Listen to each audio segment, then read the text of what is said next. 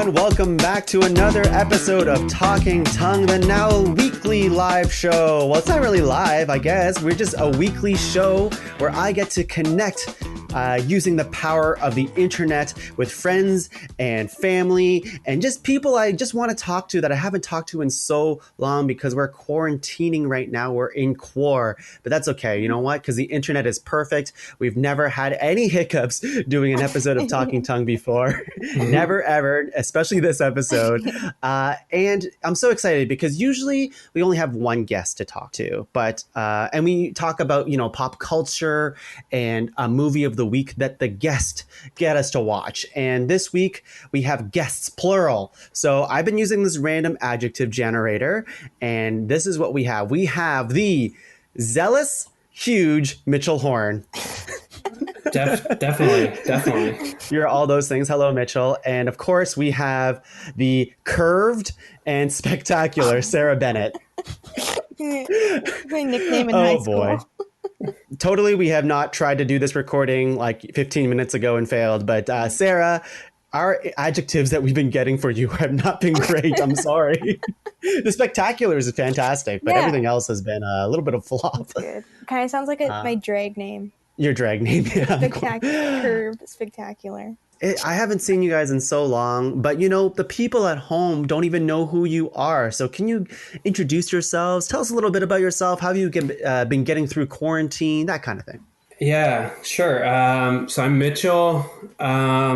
I do computers, nerd, and improv, double nerd. Yeah. Quarantine. I mean, we could all talk for a long time about that. I was studying, finishing my last semester of university, and now I'm back home at my parents' place in Moncton, New Brunswick. Oh, what? Really? Yeah. Oh, wow. Triple How's nerd. that? Triple nerd. New Brunswick is for nerds. Now, when you say you do computers, I don't understand. Because there's many things you can do on a computer. What do you exactly do? I mean, programmer is a boring answer, but I studied computer engineering, so I learned, I don't know, I do like software, but more boring. I think it's the most boring topic to talk about with people because it's like kind of unrelatable. I mean, we all use a computer, Mitchel. I think you're very relatable right now.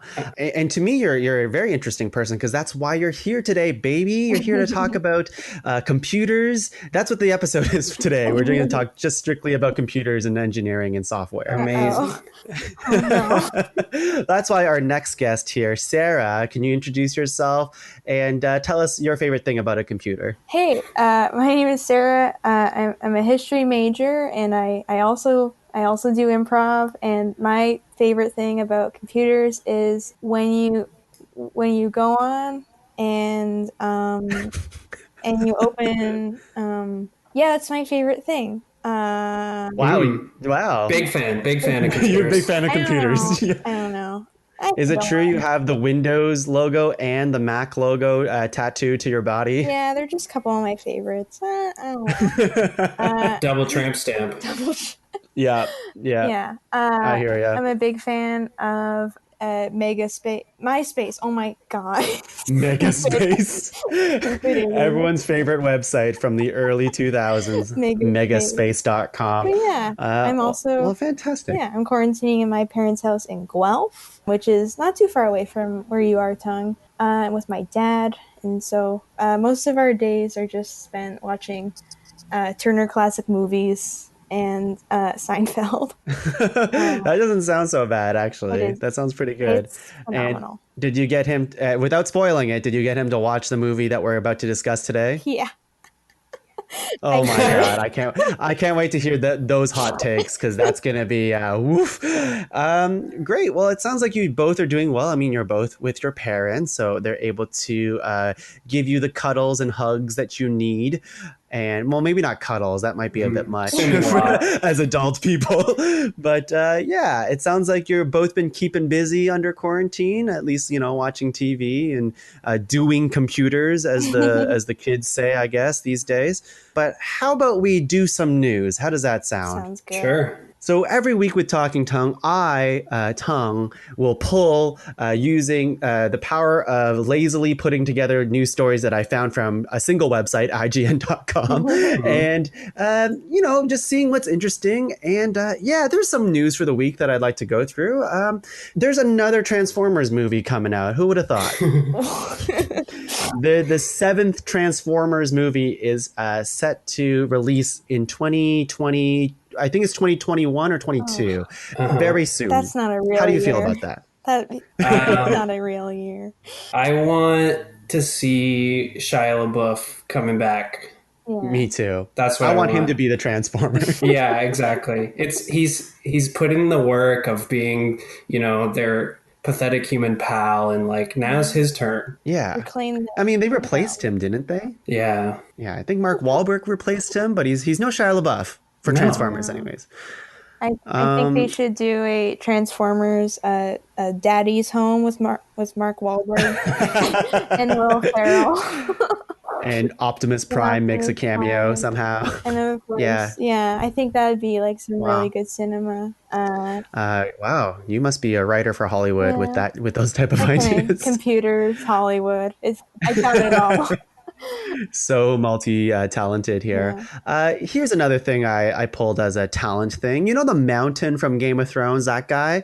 Well, I've heard he's not only 31 years old, which is just 1 year older than me, but he just lifted the deadlift world. He broke the world record for deadlifts. And I don't really care about these working out competitions, but I'm like, oh my God, it was 1,104 pounds.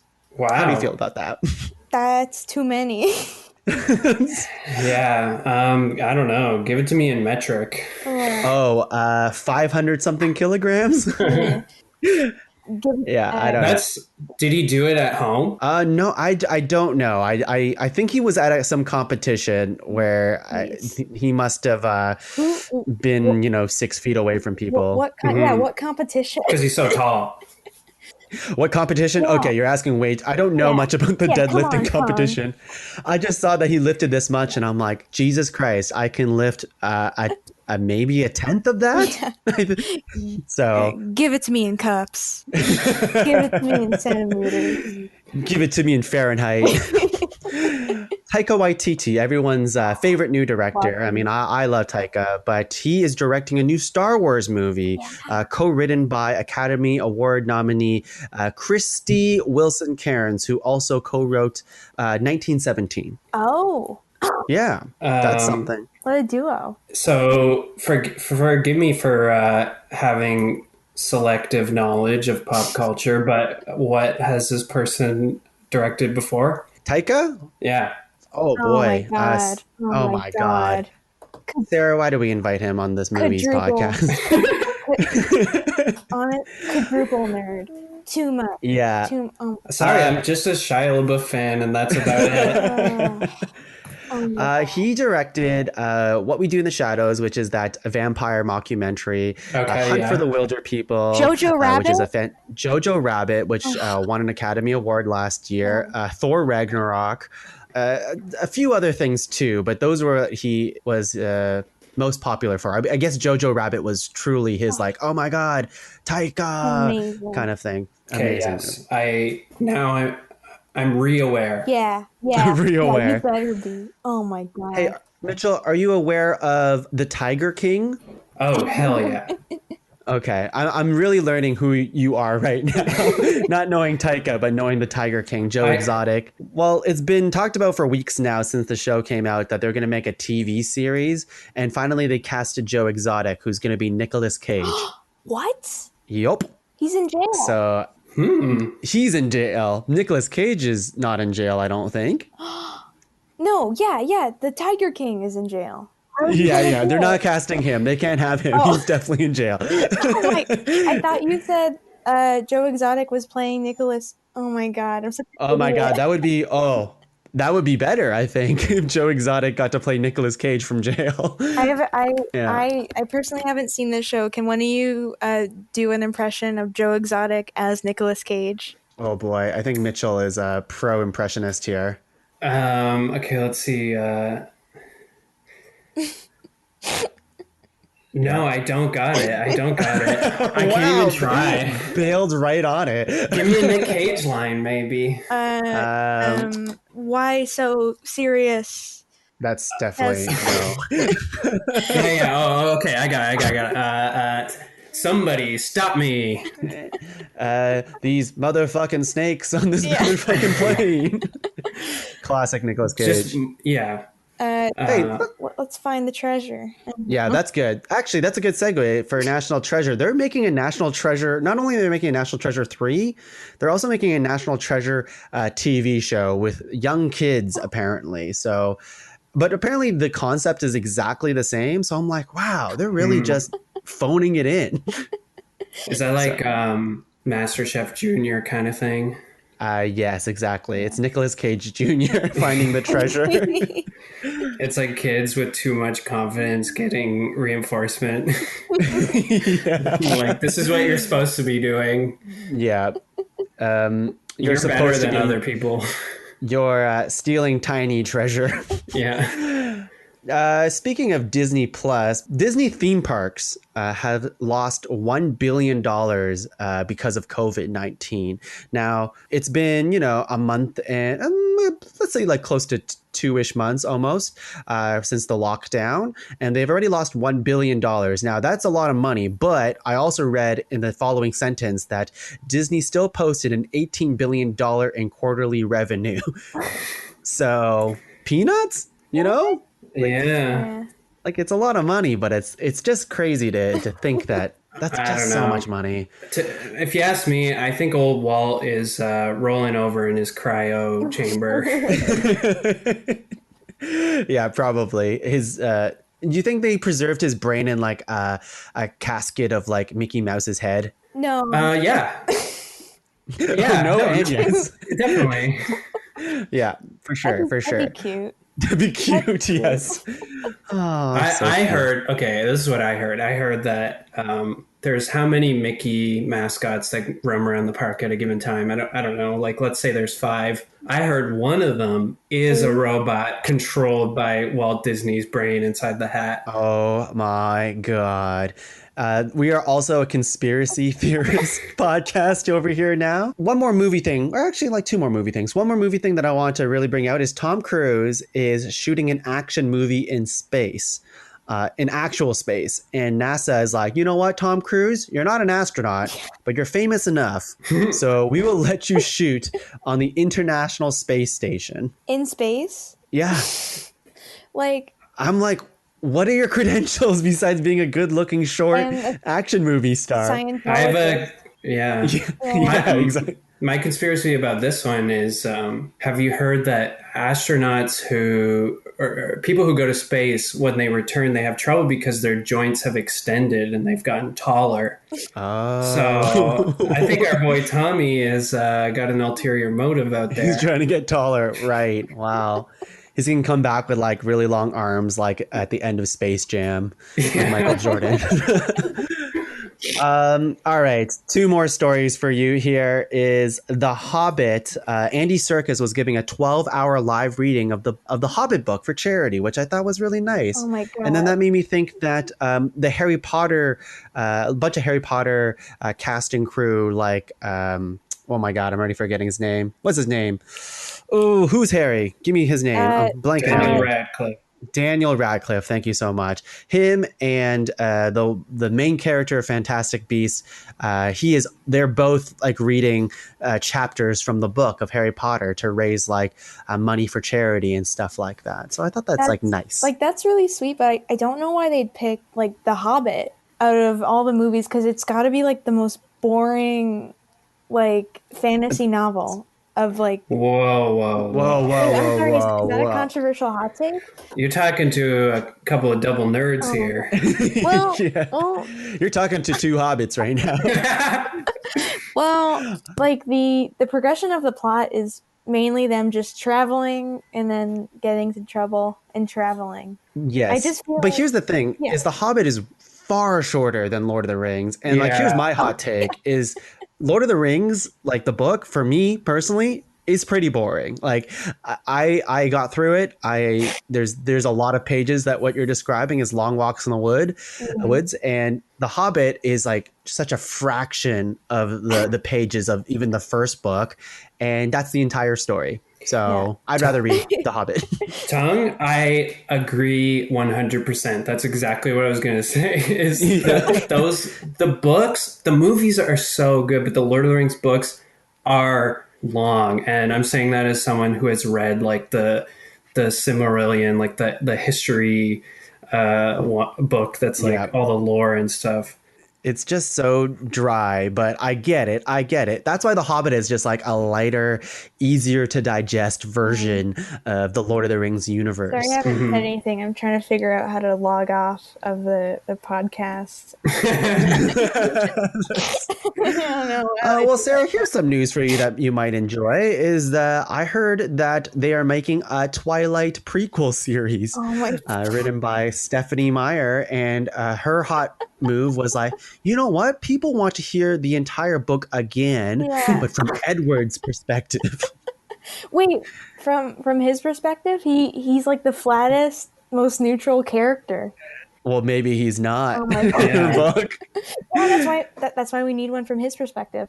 Exactly. My hot take on that. Cool. I don't know.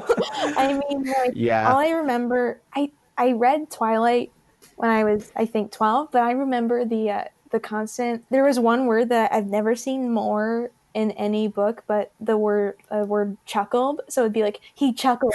He chuckled darkly. He chuckled. He chuckled blackly. That's a blackly. That's a real. Oh my God. That's a real line. That's a real line. That's a real line. And I think it's the book with the word chuckle. Does he chuckle when he, because they get shiny when sun is put on them? Like they don't die, right? They just get shiny. Does he chuckle when he gets light put on him? Yeah. I guess. Yeah. Okay. I don't know. Okay. I don't As remember. the expert around here. Yeah. I guess. Yeah. That's it for my take. Okay. Well, we have plenty of hot takes for the next segment of the show. The reason why you all tuned in here today, not for our computer talk, not about our space talk, not about our Twilight takes. It's about Sex Drive, the 2008 movie Sex Drive. Now, Mitchell and Sarah, they both were, I gave them, I said, hey, you can choose any movie you want, And it was narrowed down to two movies. One of them was Sex Drive, and the other one was Click, the Adam Sandler movie, which would have been delightful. But they both said, no, let's watch something shitty that we can shit on. And that's how it brought us to Sex Drive 2008. Ian, you're 18 and you've never had a girlfriend. That's how people wind up getting gay. I don't think that's really how it happens. And anyway, there is a girl. Where'd you meet her? Online. What? Don't you watch Dateline? She's probably a guy. Maybe. But what if she's not? Now, I was really scared watching this movie because I was halfway through the movie when I was Googling more about Sex Drive, and I found out there was another Sex Drive movie from 2001, and I started freaking out. Oh, hell yeah. I thought I was watching the wrong Sex Drive movie. So luckily I wasn't. I was watching the right one. But no, this one's from 2008. And I'm going to open the floor to you guys. What did you think about Sex Drive? Me and Sarah, we make a lot of jokes about that. And originally we were hoping for a Ben Stiller movie. Couldn't really find one that was easily available. And then Sarah said this, and I was like, sure, I don't know it, but if it's in the realm, it's got to be good. Yeah. And your verdict from both of you, was it good? Well, that's a complicated term. Yeah. There's I don't know if it is. Unpack there. Let's unpack it. Yeah. What are your thoughts? Give me like a free for all thoughts of what you thought of this movie. And yeah, we can talk about the plot, but the plot is exactly that era of movie. Yeah. It's kind of like no surprises. 2008 as a movie almost. It's okay. So the plot is like to be reductive about it, it's about a guy, a virgin, who has two best friends. One is a girl that he's been best friends with forever, but he kind of likes, and a jock, quote unquote, best friend who gets all the ladies. But this guy's a virgin, and he's been texting this girl online, and she says, hey, we can go all the way if you drive all the way to wherever the fuck. It was like 9 hours Knoxville, away. Tennessee. Knoxville, Tennessee, and you can have sex. So it's a whole road trip to get the main character laid. And it plays out exactly how you think it would, where he's just like, you know what? I want to be with my best friend who's a girl this entire time. She's going to like me. And I know she likes me, even though she won't admit it. Owes me a relationship. Yeah, that's fucked up. I love the part at the end where he says, if you're not going to have sex with me now, you're forcing me to have meaningless sex with this other girl. Yeah, there's a lot. And I guess spoilers for this 2008 movie. It is on Netflix. Spoilers. If you guys want to watch it. But what are your general thoughts? Any highlight moments? Anything like that? We'll go with Mitchell first. Sure. So my general thought is kind of what you said. Like, it is exactly what it pretends, or what you think it's gonna be. And at first I was like, this sucks, this is so stupid. But at a certain point in the movie, I sort of switched over to team, this is just a 2000s movie. Like, how 2000s is it gonna be? And then it was suddenly better for me. I started keeping track of all the 2000s tropes as I could, and yeah, throw me some. Okay, so you got the main character who ends up in these crazy situations where he's like embarrassing himself in front of everyone. Like, remember he gets called up on stage at some point. Yeah, the abstinence one, and he has a boner. And it's like all these crazy, unbelievable circumstances. And you've got the main character, of course, and then you've got all the side characters have a simple and easy to understand point of view and characteristic to them. You know exactly how you're supposed to feel about every single character, and there's a comfort in that. Yeah. Yeah, that's really, yes. I agree completely. Sarah, give me some thoughts, give me some hot takes, anything, or observations. Yeah, I mean, like, even within that, there were too many, like, 2000s tropes. Like, the most 2000s thing that stood out to me was, remember when they stopped on the road to, like, this like, shoe tree? Oh my god! And then that was like the moment where she was like, I'm gonna throw my shoes over the tree. And then he was like, why would you do that? And then she said something like, because what else am I supposed to do it? And that was the moment he realized she was different. What? Whoa, she's not just a bimbo. It's just like, okay, so here's my like main complaint about, well, not main complaint, like in a plot kind of sense, it's so ridiculous because the main character at the very beginning of the movie has an opportunity for sex. Yeah. Like his best friend who sets him up with a pretty attractive girl, at least in his ballpark, like is in a room with him, and she's going off on his fingers like nuts, and then puts a second finger in her mouth, and she's like basically blowjobbing his fingers, and he's like, oh no, I'm good, like whatever, I'm like, I love my best friend, whatever.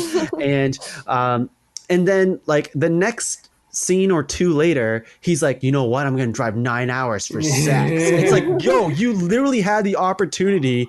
If this is what you wanted, the plot of the movie, you could have just had it at this house. Yeah.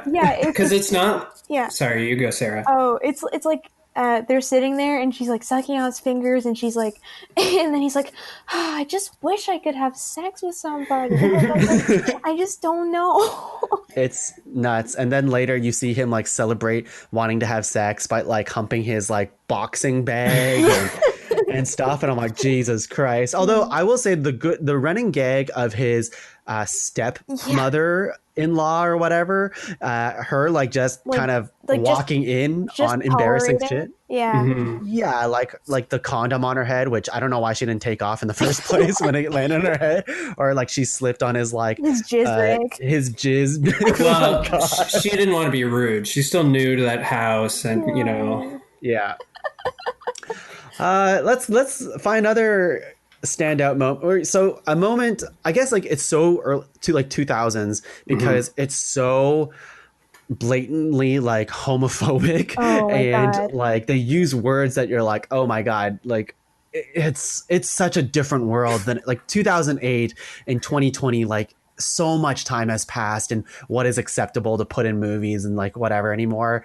And it's such a like the jokes of like being gay or using the word like retard, and like it's just like, it's so, spoilers, James Marsden's character is so, I love James Marsden, but his character is made like so in that era of like just so brash and crude and just so mean. And I don't know what you mean, because I thought that was his hottest appearance ever. it was like a Sean William Scott type of vibe that I was getting from him. And I think they're like, you know what, we're progressive, because spoilers, they're like, you know what, he says all this homophobic stuff, but turns out he is gay. Yeah. I know. So it's like, it's all right. It's like, Oh wait, my hang on. I don't know. So he was like my favorite character. Of course, he wasn't my favorite character, but every time he came on screen, it was just almost too surreal. Because first of all, like it kind of goes beyond sibling abuse. What he would do to like his brother. At one point, he just like what did he do? Like He picks him up by his nipples, probably. Yeah. Oh my God, that was intense. Yeah. I felt that. Also, he was having like a nightmare, and his worst nightmare is like his brother getting ketchup on the seats of his car, and he wakes up and he's like, "No." Yeah, where was he, by the way? Did like, so the plot of like his brother who has this like, you know, really awesome car called the Judge, but he's going away for the weekend on his motorcycle or whatever the hell. Where is he? Where did he go? I don't know. I have no idea. Like it looked like he was at like some lighthouse or something. I'm not sure. But it's so random. And also, like, if that car meant so much to you, why didn't you just drive the car over to that place? I don't know. Well, I would also say like the storyline of him just being super homophobic and like ending up being gay.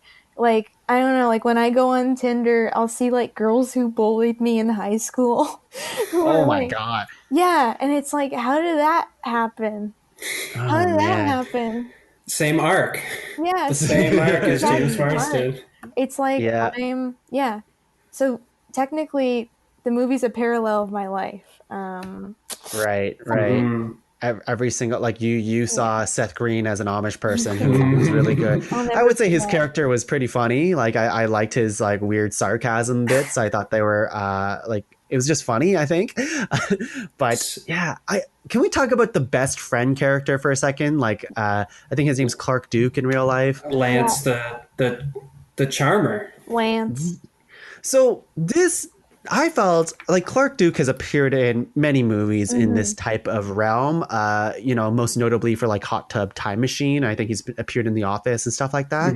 Usually plays like the nerdy sidekick kind of character. In this one, he's the jock. And I felt it was, I did not like him as the jock. I felt like, I don't want to typecast his personality or anything like that, but it just seemed like it would have been funnier if they're like, he gets all the chicks, but why? Look at him. But instead, the movie is made to believe that he is actually hot and everybody wants his dick.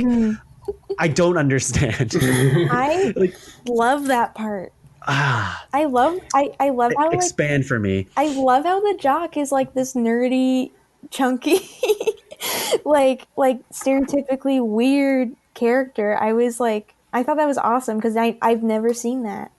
But he's not nerdy, right? Like he only looks nerdy. But he's also not a jock. Like he they kind of hint at it. There's like one scene where they hint at it where they're like, everybody likes Lance, even I like Lance. Like he just has charm and like that's his thing, and for some reason it works for him.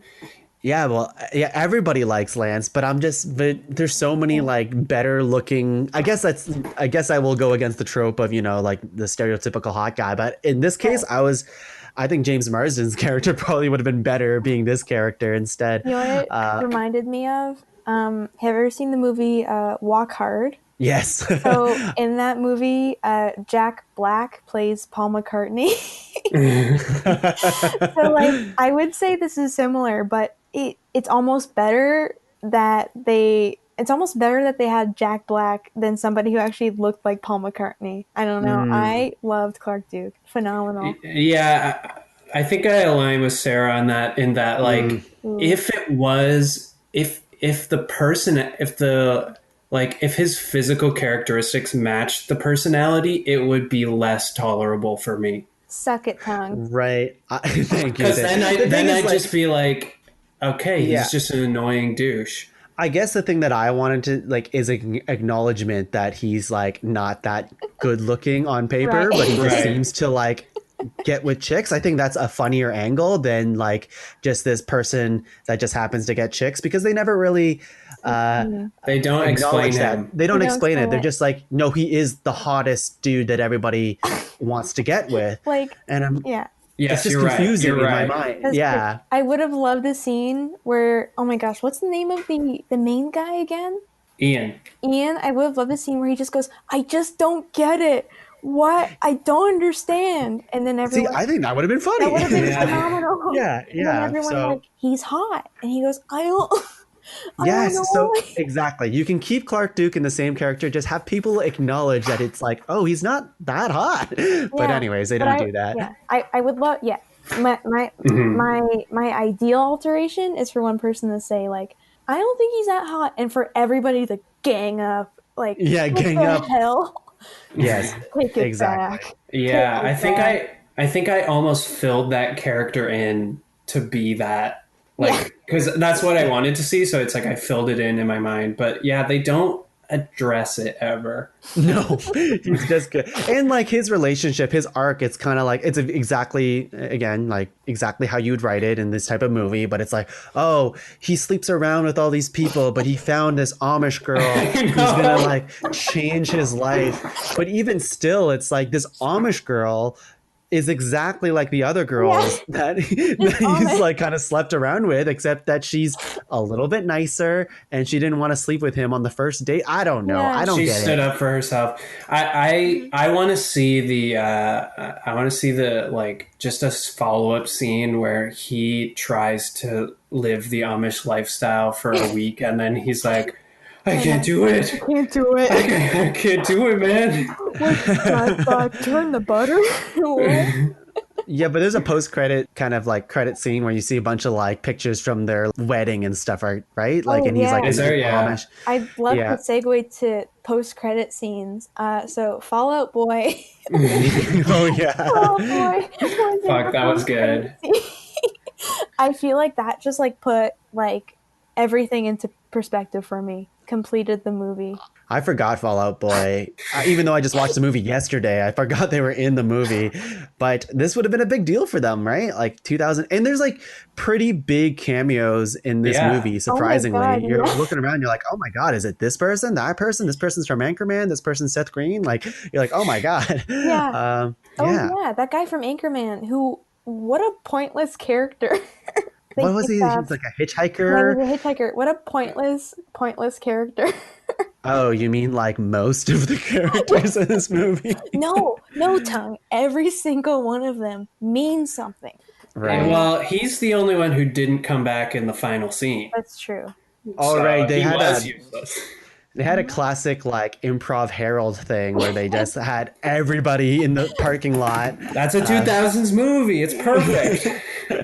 Yeah. I would kill a man to see this cast do an improv Herald. Yeah. That would be phenomenal. And let's talk about the female lead as well, like Felicia, her name. What did you think about Felicia? She, and for me, it's like she got poor treatment where she was a plot device and not a character. Yeah. Right. Yeah. She also, well, at the same time, she kind of like sucks in her own way for sure. She's pretty mean, and the thing that like stands out to me, it's like, okay, she's supposed to be like this free spirit type of character as well, right? Right. And who likes the wrong boys and whatever. And it's not seeing the love that's in front of her this entire time, who's cared for her, but she like I was specifically talking about when they start this road trip, and she puts all of their lives in danger by the way, like Ian's driving the car, and she at one point puts her hands over his eyes while he's driving as like a little cute like prank. It's like, haha, you can't see the road on the highway. Or like she'll like get to the front seat and like sit on people's laps, and like I'm like, geez, she does not know how to be a good passenger.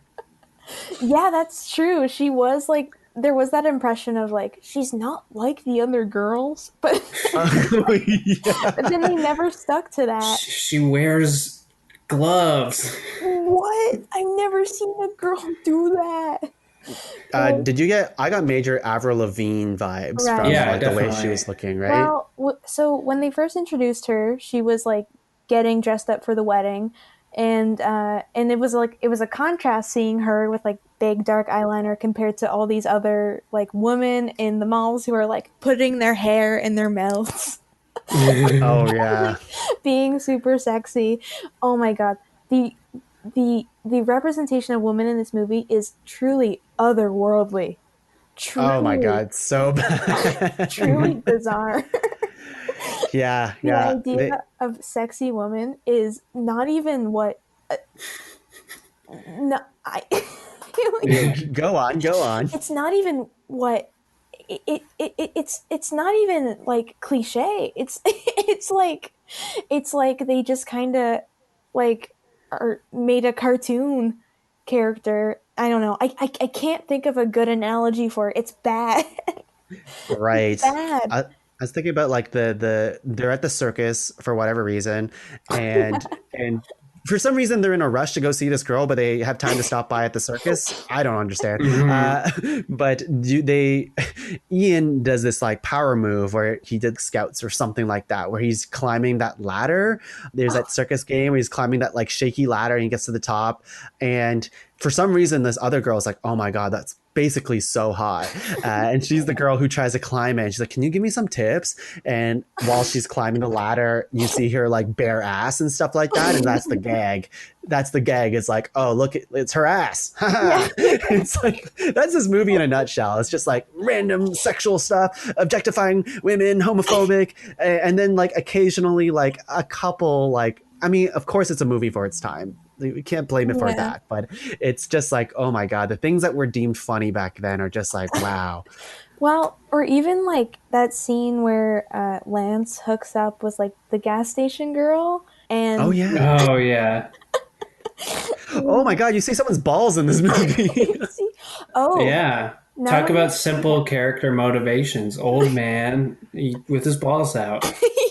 Yeah, I was did not expect to see balls in this movie, was not but we expecting did. balls. Yeah, Um, and like they're alluding to that the girl that he hooks up at the gas station is going to take a shit on the Lance character Yeah. as a sex move, and you're like, oh boy. Ugh. And like, also, I mean, so we were just talking about how we saw balls. I'm doing Balls. I'm doing a really professional segue into the fact that there's an unrated version of this movie, and it's the exact same, but except for some scenes, they'll just put like a full shot of dick and balls over. Oh my God. Really? Wait. Did you watch this movie twice for this podcast, Sarah? No. Oh my god. No. I was just this is what my friend Spencer told me, who told me about the movie to begin with. So yeah, so like over top some of the scenes, it's either gonna be like just like a shot of dick and balls, or a shot of like boobs. And basically, at the start of the unrated version, there's like Clark Duke, and he says, "Hey, we wanted this movie to have just a little bit more nudity because he's like super cheeky like that. And there's like, I don't think there's any new scenes. Like, Just more dick and balls. Yeah, Right. they're just augmenting the experience. Yeah, that's why this movie should have been in 3D Yeah. oh my god. or 4D with the smell. Do you guys remember that part at the very beginning where he looks at his Arnold Schwarzenegger poster and he Oh goes, "She's an ugly scut." Oh my god. Oh boy. Yeah, I do remember that, unfortunately. Before we wrap up or talk about Sex Drive, and we could talk about this movie forever, of course, because there's so much to unpack in this movie. But is there any moments that actually made you laugh, or like your favorite moments of the movie? Yes. What were they though? I mean, Seth Green was a big savior for me. There was, let's see, one, I don't know if it was my favorite, but it stands out to me is like the scene where he has a complete personality shift and he's like driving the car and he engages his inner man mode that was there the whole time, and then he like does some crazy shit and then ends up like hitting the deer or something. The possum, yeah. Yeah.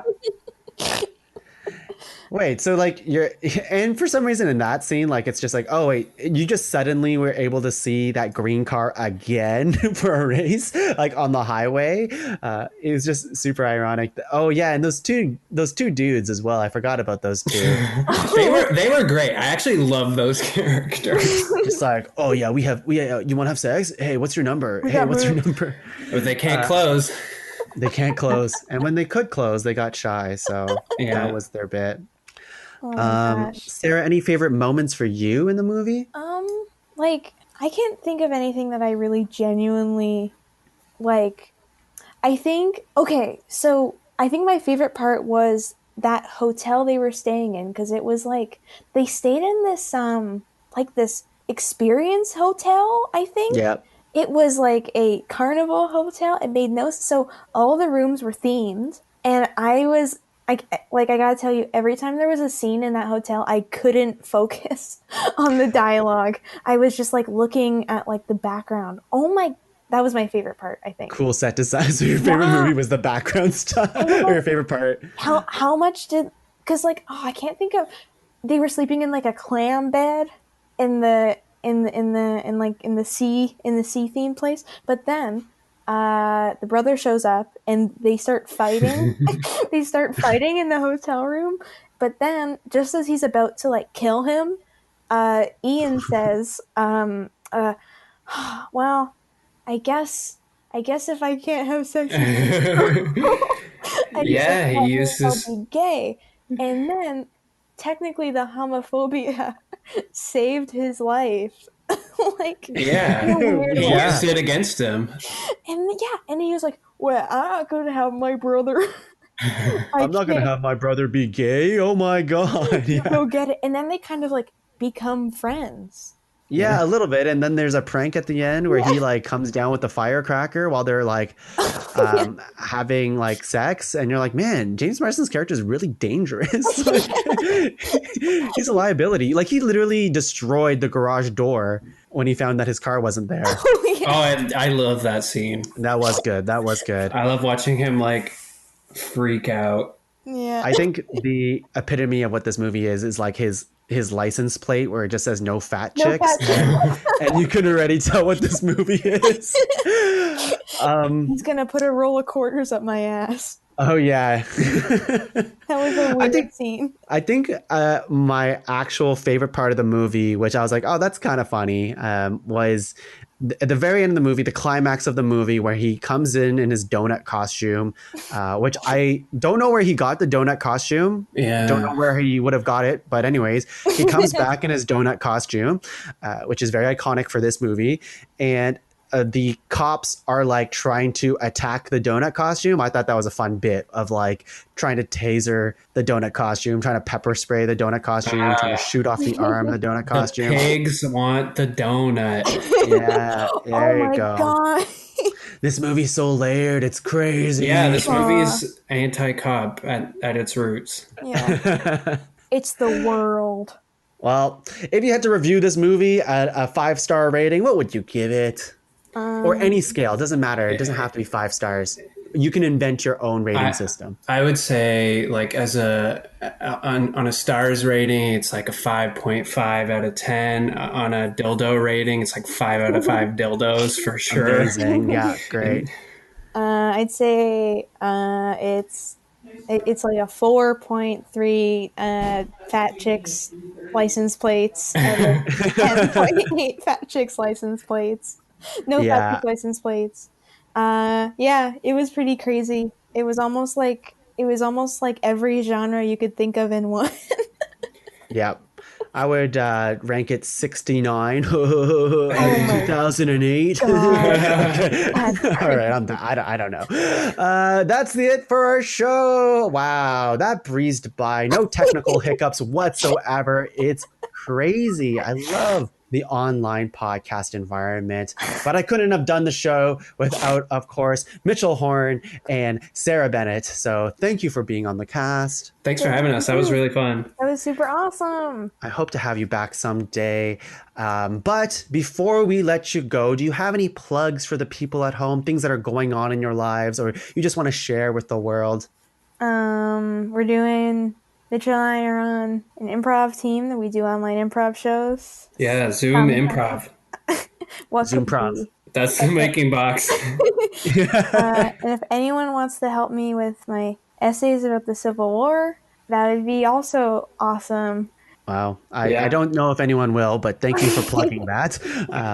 I would say I'd like to plug recycling. Yeah. Just everyone make sure you're doing your recycling. Right. Great. So improv and recycling, very responsible. I'm going to plug this new concept of social distancing. For some reason, I feel like people were cool about it for a while, and now they're like, you know what? It's summer. Let's break the rules some more. I'm like, it hasn't gone away. So how about you guys keep doing that?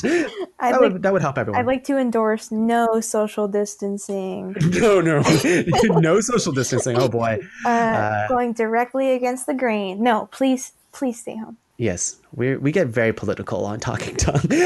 All right, well, that's it for the show. You can find the rest of the shows in the Pod Cavern. So many exciting things coming your way at www.podcavern.com. We'll see you next time for another episode of Talking Tongue. Before we let you go, Mitchell and Sarah have a catchphrase for you. Go ahead. Sometimes you gotta bada bing. Bada bada. All right, that's it. Bada bada. Bye, everyone. Bye.